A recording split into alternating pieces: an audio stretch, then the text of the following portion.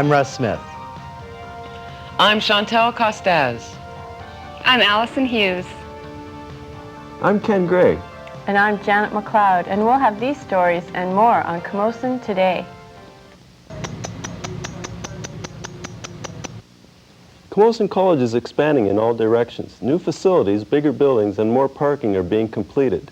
Chantal met with the manager of construction services, John Rose. There's a lot of construction going on. There's a lot of construction activity.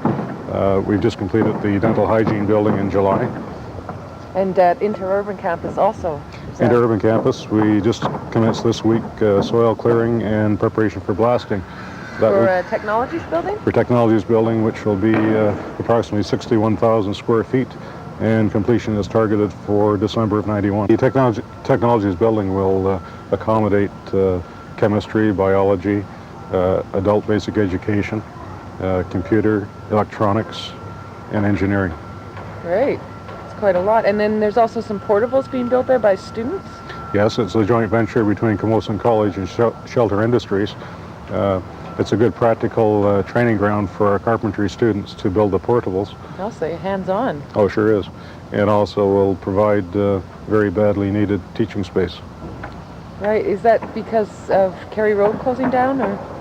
Well, our prime target is to close Carey Road once the library and technologies building have been completed. Right. And then we will have two prime campuses. Right. And here on the Lansdowne campus, you just finished the visual arts portable. That's right. The visual arts portable that will enhance the operations of the computer section of visual arts. We will be putting all the Killen equipment into the portable and segregating the two operations, which are not compatible. Right. And so will that be a permanent structure on the campus? It'll be permanent. In our 5-year planning, we're hoping to amalgamate a series of buildings located on site into one unit. Right. And then, of course, here behind us is the library building. Yes. Under major construction.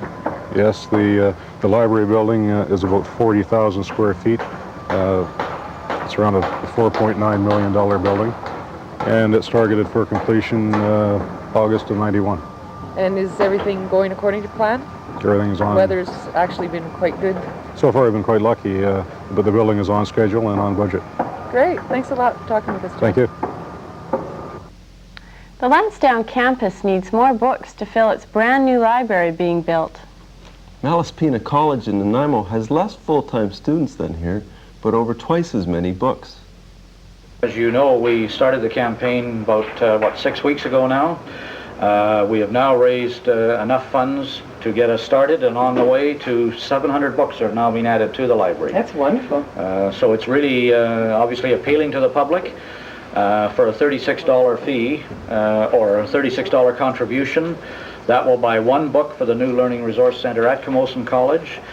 For that contribution, people receive a tax-deductible receipt along with a very nice commemorative bookmark, and also a nameplate can be inserted in the book cover so they can designate the origin of the book in memory of somebody or from a close family friend. It's going to be dedicated to somebody in particular. How many books does this campaign hope to end up with? Purchase? Our goal is 12,000 books. 12,000. And that will ensure that the new Learning Resource Center will be stocked to be able to serve the complete needs of the Camosun College students and the college community. So that's going to be a big addition to what we have now. Absolutely. The shelves will be bulging, we hope. Well, how does somebody from the community go about buying a book? Well, I'm glad you asked that question, Chantal. Throughout the community in various locations, we have brochures on display racks which explain all about the Buy a Book for Camosun campaign. Attached to the brochure is, first of all, a description of the project, and then we have a very easy section where a potential donor can fill out the section, make out their check for $36 and mail it to the foundation at the college. And we do accept Visa and MasterCharge if it's easier for somebody. And naturally, as soon as we receive this, we will respond with the proper tax receipt and bookmark and a commemorative. Right. And you have a telephone number people can get a hold of you? Yes, the foundation office is at the Lansdowne campus of Camosun, and our number is 370-3023. Great. So if anybody requires any information, please give us a call. And we can be found all over Victoria? Yes, in recreation centers, financial institutions, stores, offices, and as I say, if you don't find one, then give us a call. Great, sounds great. And may I take this opportunity while we're talking, this is our Buy a Book for Camosun badge, and perhaps you could put that on and that'll remind you to ask people to buy a book for Camosun. I'll do my best. Thank you. Thanks a lot, Paul. Thank you, talking to Chantal. you. Don't forget to buy a book for Camosun. The Bound with Glue review is produced entirely by students in the creative writing program. And I'm here this afternoon with Mike Gorman, the original editor of the Bound with Glue review. This is a first-time student publication here at Camosun College, and what it is, it's a literary review, a collection of poetries and short stories from last year. So I understand you had to do a lot of footwork to and find out how to put something like this together. Yeah, I spent many hours, learning on-the-job training. I mean, I guess it's the best kind of experience that you can have. Island Blueprint took time with their printers there and showed me how to glue, how to measure, how to use a light table. Yeah. Valerie here in the print shop also taught me how, to use picas and the measurements and a T-square, which was totally new to me. And then I set to work and put the thing together. This is the first literary review that's an all-student publication. That's correct.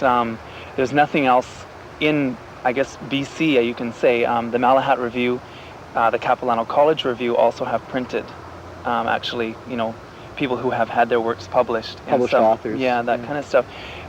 We hoped to enter last year. We missed the deadline to McGill, which offers a prize, a first place prize for this book, but they had no category for us because we were totally student oriented.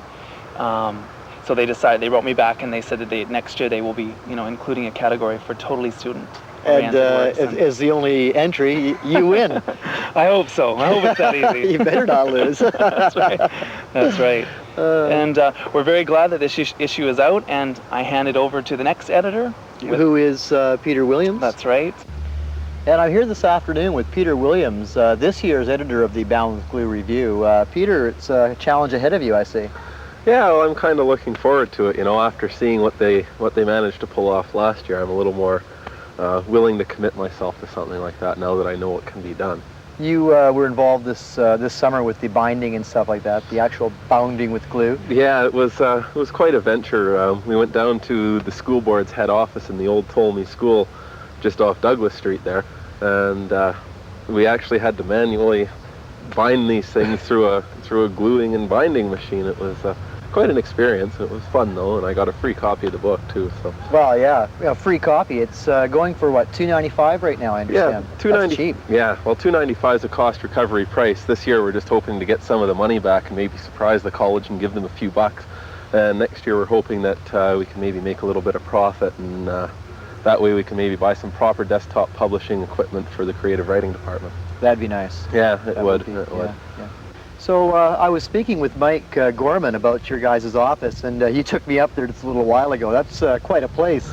Yeah, it's definitely close quarters anyway. You have two instructors there trying to do their regular business as well as producing a publication, and of course we're expecting it to be a little bit bigger and a little bit more time-consuming this year. So the book is available right now at the Camosun College bookstore, and it's also available down at Monroe's and the Endangered Species bookstore in Fernwood. I hope they do well in McGill's literary review competition. After all, they are the only all-student publication in the running so far. On a more serious note, a number of incidents at Camosun's campuses have prompted a new awareness of personal rights and safety. Chantal led a group discussion on sexual harassment with students and faculty. We're sitting in the studio here and with a group of people, advisors and students, and we've been sitting here for a while talking about sexual harassment, and we're going to continue. And Patty, you just mentioned something about a teacher last year. Yes. Last year, and of course I won't mention, there was a male teacher and one of the female students, and he was a new teacher at the school, and we didn't really know much about him. And he'd always compliment the girl, or the woman, on how nice she dressed and how that color reflected the highlights in her hair and that. And it wasn't necessarily, it gave us a giggle, but it didn't really bother us, except that we were just afraid to go up alone to see him in the office. That's one of the things that, for me, the sexual harassment is that whole thing of it didn't go far enough, or it, but it's always there. Mm-hmm. It's like it's next year and you still remember that. Yeah. And it's one of those things, it's that fine line. Mm-hmm. And that's between teacher and student. And maybe I'll get Mike to comment over here on, you were talking before about what it was like just for you between your student friends. Right. Well, me and Adam were saying that we're both physical people, and we don't feel anything about going up and giving one of our friends a hug or a bump or something that really means nothing to us. But I'm a little more aware since the sexual harassment program at Camosun that maybe I am invading that person's space, and I think we're looking for feedback, and if that feedback from that person isn't negative, I feel it's all right. But as you say, it is a fine line, and I don't know if I'm really reading it right or not, and that's a danger. Right. It's a danger that. What about you, Adam? Do you feel the same way? Same thing. I mean, I don't realize it, and right. I'm really close. Like Mike was saying, I could go up to somebody, give them a hug, and I wouldn't realize it if they didn't like it, didn't approve. But if they say anything, I mean, if they say something to me, and then I'll back off. Has anyone ever said anything to you? That you know of? No, but like this sexual harassment thing has come up now, and I guess I back off, or not back off, but I mean, if I do get if I get negative vibes from a person, then I'm not gonna go up and be as forward, as I usually am. Yeah, if somebody did. I think this is the part where it gets a little funny. If somebody did say to you, excuse me, Adam, I don't like it when you throw your arm around me like that. Would you feel insulted, or? I'd be taken aback, but would you be able to understand? I'd think about it, and I'd say, well, maybe I am being a bit too forward. Right. And I'd think about it, and maybe the other cases that I'm doing, because a lot of my friends, I'm like that. Right. But a lot of people that I'm just meeting, I'm still like that, so. I don't know. I have to look into it. What about you, Ida? You had some experiences you wanted to share, or maybe not personal, but with at the university with the newspaper? Yeah, there is actually an experience that I was involved with indirectly, and it involved sexual harassment of some of the male staff. And I suppose everyone assumes that it's just females that are basically being harassed, but I don't think that some of the females realized that they were actually harassing some of the male staff by making sexual jokes about them, or just certain statements that they made about their celibacy and stuff like that. And to do it very publicly as well, to put little notes and things in the newspaper in the personal section and stuff, not mentioning names or anything, but the people to whom it was directed certainly knew it was them, and they were very upset about it, enough to call in one of the members of the sexual harassment committee of the paper, and then to ask me as a woman to come in and listen and see what I thought of it. And did things work out? Well, the first thing that they talked it out amongst themselves, and a suggestion was made that they directly go to the people involved and say, it makes me very uncomfortable and I don't like it, and see if that would make them stop. And if it didn't work, then they would go further than that. They did talk to the people, and they said they understood. They just didn't realize what they were doing. Right, so all these experiences have been really different. Are we on the right track, Stella? Yeah, I think so. There's a couple of points with talking about giving people hugs, and that if you know the people fairly well, then you're going to know whether they appreciate the hug or it doesn't bother them. With some people, you can tell by the way that they react. That should be a really good indication that you are bothering them. But some people, it bothers them and they don't know how to say it's bothering them. And that's the difficult part for them and for you. As far as males being harassed, a lot of people do assume that it's just females. And they assume it's female students being harassed by male instructors. And that's not always the case. Males are harassed. There's same gender harassment. And it really helps if people come forward and talk about it and find out, are they being harassed, and if so, what should they be doing about it? So basically, as soon as somebody's feeling uncomfortable and the situation's going on and on, it would be a good idea to come and see an advisor. It would certainly help, because the advisors are there to help decide, or help them decide, if this is harassment. And sorry, no, go do you ahead. want to say something? Well, yeah, I mean, it's always assumed that the advisors are some kind of a quasi-legal thing, but really their role is educational and supportive.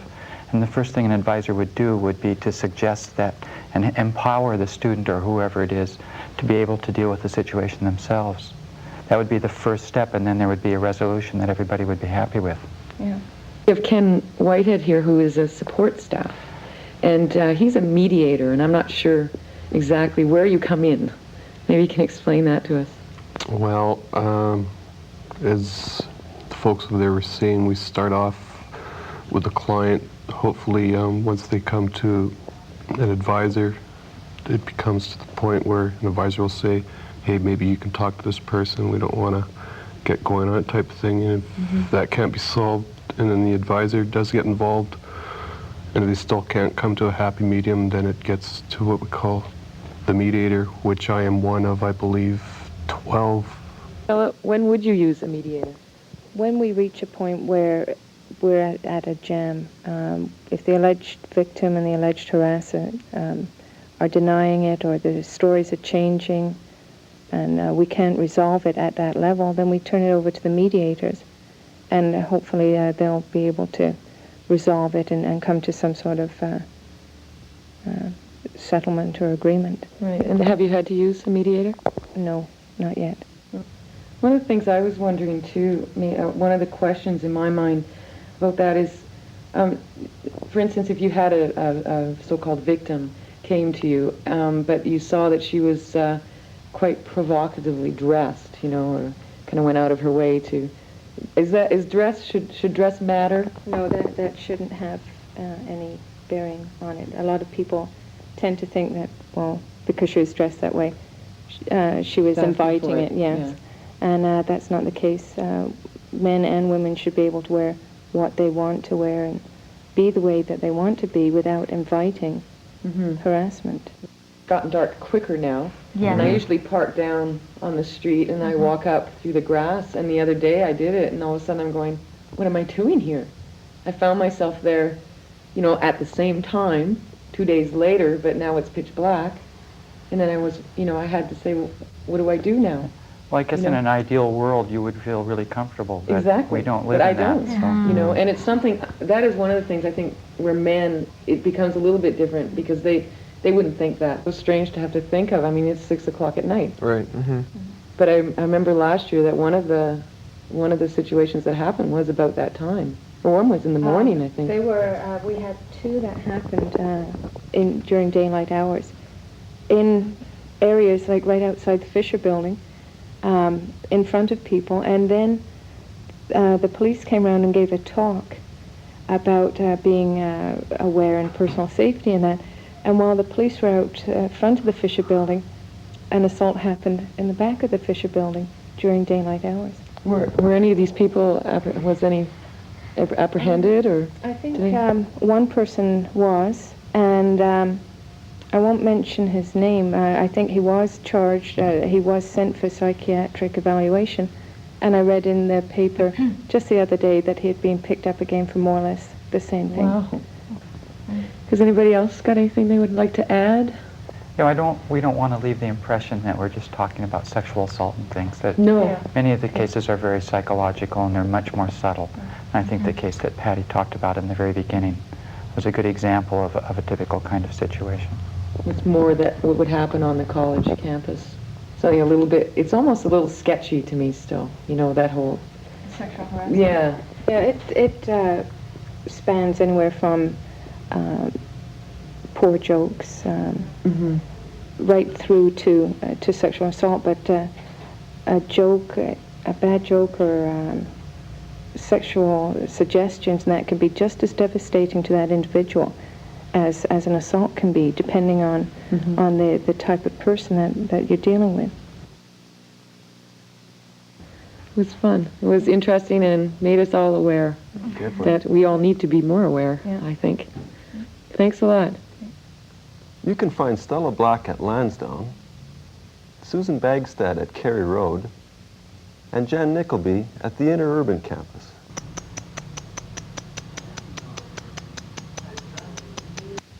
The college is using a new grading system for all 3 campuses. Alison, would you tell us more about that? From now on, students will be seeing slightly different grades on their transcripts.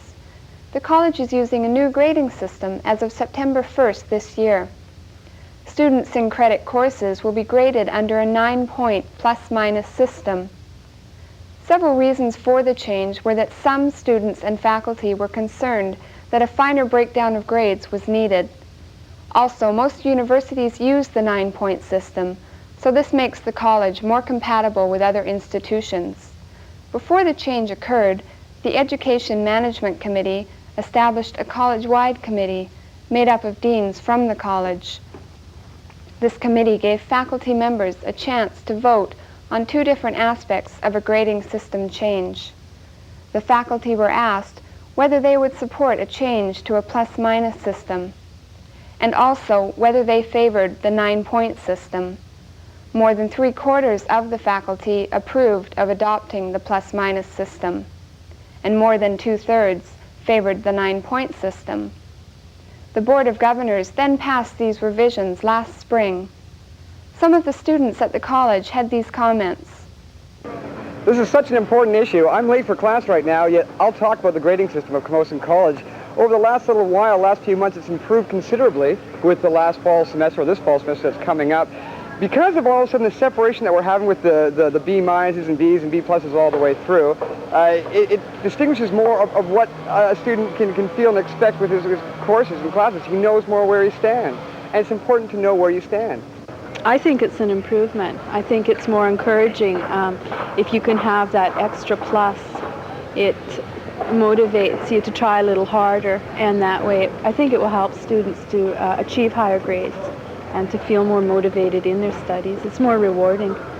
I completely agree with you. Well, this is my first year at Camosun College, so I wasn't really using the old grading system here. I wasn't even really aware that it was changed, but I am familiar with both systems, and I do think the pluses and minuses a benefit because it distinguishes you from a lower to a higher mark in a B or an A. Or But the 9-point grading system kind of lowers the students' marks who get better grades and raises the students' marks who don't get that as good grades. The 9-point grading system, I think we need it. It separates a lot of the people. It's a much fairer system. You know, somebody who's getting 87%, it shows the difference between somebody like that and somebody who's getting 99%. Students who received their grades before September 1st will have their grade point averages based on the new 9-point system when a transcript is requested. Happy studying. Thanks, Alison. There are 2 clubs currently active at Camosun College, and they're both at the Lansdowne campus. We caught up with Larry Detweiler, head of the Aikido Club, who gave us a short history and demonstration of this unique martial art.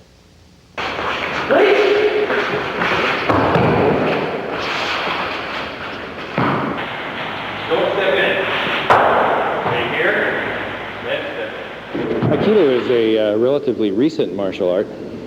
O-sensei, whose picture is on the wall, Usheba-sensei, devised Aikido out of a lot of different martial arts and added his own sort of physical and spiritual discipline to it. It comes a lot from Japanese sword work, weapons work. You'll see things in it that you've seen in other martial arts. I guess the key to Aikido is the philosophy, the idea that power doesn't come from strength, but rather from inner strength, ki, life energy.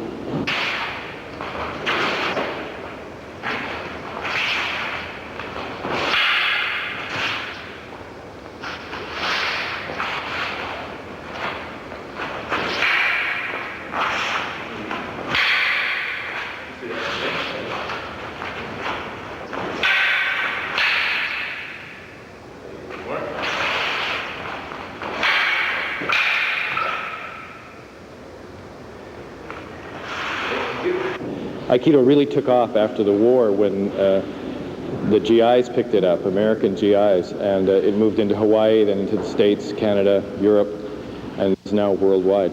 We have a really active club here at Camosun. We probably have about 10 members, I imagine, but we also have people that come in from UVic Club or from the downtown main dojo, and we're taking more members, and they're taking more members at those other clubs.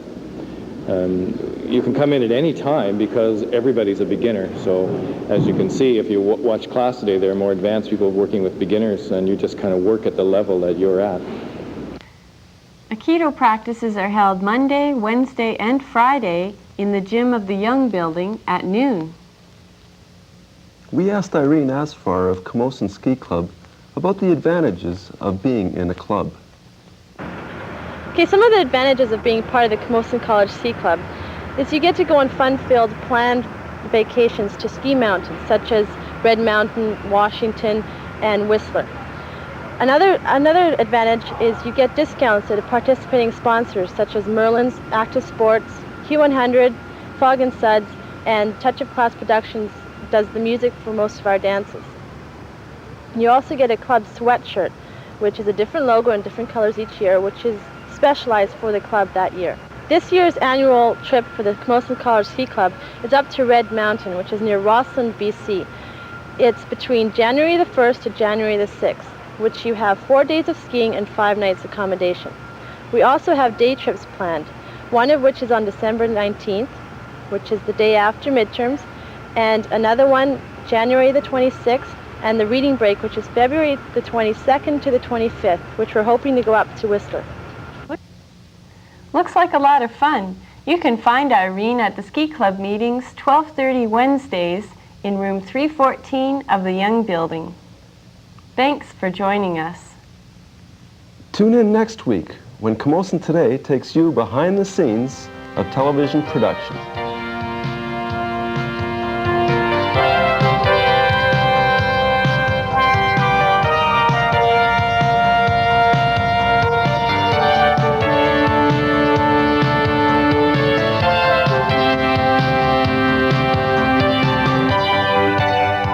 Camosun Today is produced by students in the Applied Communication program.